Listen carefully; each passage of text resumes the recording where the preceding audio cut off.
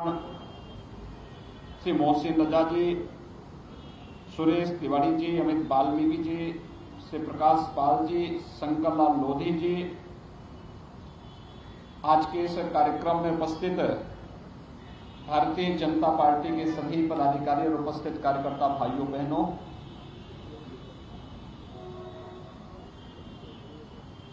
आजाद भारत में समाज के अंतिम पायदान पर बैठे हुए व्यक्ति के कल्याण की बात करने वाली एक आवाज आज से 55 वर्ष पहले अस्त हो गई, एक साजिश का शिकार हुई। पंडित दीनदयाल उपाध्याय जी वह ज्योतिपुंज थे जिन्होंने स्वतंत्र भारत में अंत्योदय की बात की थी। समाज के अंतिम पायदान पर बैठे हुए व्यक्ति के बारे में भारत के राजनीतिक चिंतन को उसका एजेंडे का हिस्सा बनाया था और उनका अंत्योदय देश के अंदर एकात्म मानव दर्शन के रूप में जग विख्यात हुआ। दुनिया ने उसकी ताकत को देखा। यह हम सबका सौभाग्य है कि पंडित जी ने जो सपना देखा था अंत्योदय के उस सपने को राष्ट्रोदय में बदलने के लिए आज देश के यशस्वी प्रधानमंत्री श्री नरेंद्र मोदी जी के नेतृत्व में भारतीय जनता पार्टी की डबल इंजन सरकार पूरी तत्परता के साथ और पूरी प्रतिबद्धता के साथ कार्य कर रही है। हम सब ने इस बात को देखा है कि आजाद भारत में पहली बार बिना भेदभाव के समाज के अंतिम तबके पर बैठे हुए व्यक्ति के लिए एक शौचालय की व्यवस्था होती है। बिना भेदभाव के हर व्यक्ति के लिए एक आवास की व्यवस्था होती है। बिना भेदभाव के हर व्यक्ति को ऊर्जा के लिए, घर के ईंधन के लिए उज्ज्वला योजना के कनेक्शन उपलब्ध होते हैं। बिना भेदभाव के विद्युत का वितरण होता है। इस सदी की सबसे बड़ी महामारी के दौरान देश के अंदर 80 करोड़ लोगों को फ्री में राशन की सुविधा उपलब्ध करवाई जाती है।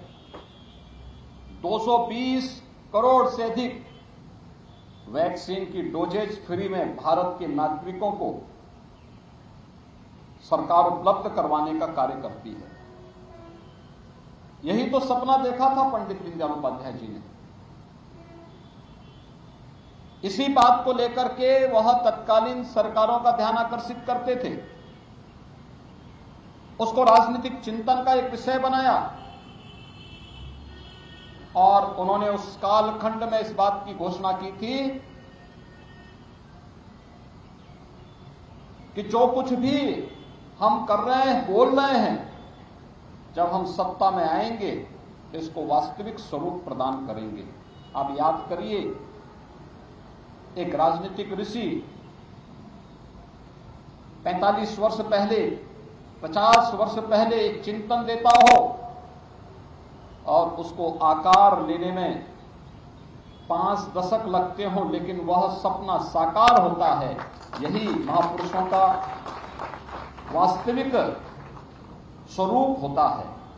एक न एक दिन बात सच होगी और उस सच को साबित किया पंडित दीनदयाल उपाध्याय जी के उन वचनों को साबित किया है आज भारतीय जनता पार्टी की आदरणीय प्रधानमंत्री श्री नरेंद्र मोदी जी के नेतृत्व की सरकार ने।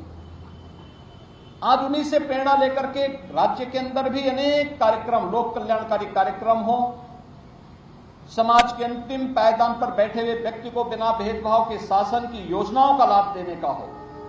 यह कार्य पूरी प्रतिबद्धता और ईमानदारी के साथ हो रहा है।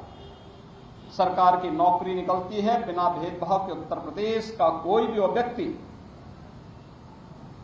जो अर्हता रखता है उस नौकरी के लिए आवेदन कर सकता है और उसमें अपनी योग्यता के अनुसार स्थान प्राप्त कर सकता है। उसके साथ जाति, मत, मजहब के आधार पर कोई भेदभाव नहीं होता है। वो अगर उसके लिए और है, उसे उसका जगह मिलना ही चाहिए। कोरोना जैसी महामारी के दौरान जब दुनिया पस्त थी, कुछ तय नहीं कर पा रही थी क्या होगा, तो फ्री में राशन उपलब्ध कराया जा रहा था। इससे पहले की सदी में आई हुई महामारी इस बात का उदाहरण हम सबके सामने है। कैसे महामारी आती थी, अपने तमाम निर्दोष लोगों को मार करके लेके जाती थी, और बीमारी अगर समाप्त भी हो गई, प्रकृति की कृपा से समाप्त भी हो गई, तो अपने साथ बाद में भूखमरी की एक नई बीमारी देकर के जाती थी।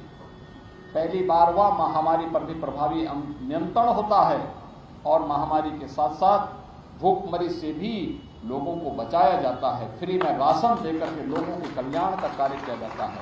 यही पंडित दीनदयाल उपाध्याय जी का सपना था। उस सपने को साकार कर रही है डबल इंजन की सरकार। पंडित दीनदयाल उपाध्याय जी उसके प्रेरणा थे, उसके प्रणेता थे, और उनकी उस प्रेरणा को आम जन तक पहुंचाने के लिए भारतीय जनता पार्टी के कोटि कोटि कार्यकर्ता अहर्निश भाव के साथ कार्य करते हैं। याद करिए, अगर ये चिंतन अन्य राजनीतिक दलों में होता तो कोरोना जैसी महामारी के दौरान जब हर व्यक्ति अपने को बचाव कर रहा था, तब भारतीय जनता पार्टी सेवा ही संगठन है का मंत्र नहीं देती। ये सेवा ही संगठन है, यह मंत्र अगर भारतीय जनता पार्टी और प्रधानमंत्री मोदी जी, माननीय नड्डा जी अगर भारतीय जनता पार्टी के कार्यकर्ता को देते हैं, तो इसके पीछे की हेतु मंशा एक ही है कि हमारे लिए पहले देश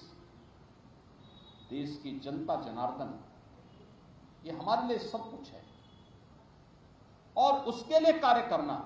हमारा व्यक्तिगत कोई अस्तित्व नहीं, अपने व्यक्तिगत हित अहित की चिंता के बगैर अपने प्राणों की बाजी लगा करके भी अगर हम समाज के किसी व्यक्ति के जीवन को त्राण दे सकते हैं, उसको बचाने में योगदान दे सकते हैं, तो हम देंगे। भारतीय जनता पार्टी ने सेवा ही संगठन का यह मंत्र उस कालखंड में देकर के देश के अंदर राजनीतिक विश्वास को भरने का काम किया था।